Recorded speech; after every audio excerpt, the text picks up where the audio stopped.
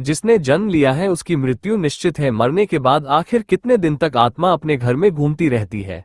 आइए जानते हैं गरुड़ पुराण में क्या बताया गया है इस बारे में। गरुड़ पुराण में बताया गया है कि मृत्यु के बाद आत्मा को यमदूत नागपाश से बांध देते हैं।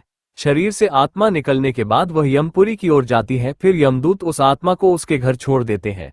मरने के उपरांत आत्मा लगभग 13 दिनों तक अपने घर में रहती है, इसलिए अंतिम संस्कार की क्रिया में अग्नि देने वाले व्यक्ति के हाथ में लोटा और चाकू रखाया जाता है। गरुड़ पुराण में लिखा है कि शरीर से आत्मा जब निकलती है तो वह अपने शरीर को मृत पड़ा देख कुछ देर तक समझ नहीं पाती आखिर उसके साथ हुआ क्या है। मान्यता है कि आत्मा अपने मृत शरीर को देखकर उसमें बार बार प्रवेश करने की कोशिश में निष्फल हो जाती है।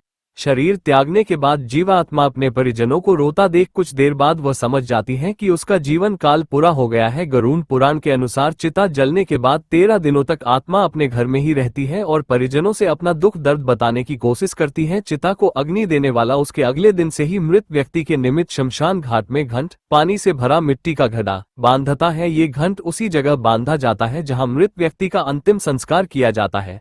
उसके बाद 13वें दिन 13वीं में आत्मा को भोजन अर्पित किया जाता है। अन्न जल पाने के बाद आत्मा को एक सूक्ष्म सा शरीर पिंड रूप में प्राप्त होता है। गरुड़ पुराण में बताया गया है यदि आत्मा के कर्म अच्छे रहते हैं तो उसे जल्दी मुक्ति मिल जाती है या स्वर्ग लोक जिसे बैकुंठ कहते हैं उसकी प्राप्ति होती है, अन्यथा यमलोक की यातनाएं सहन करनी पड़ती है।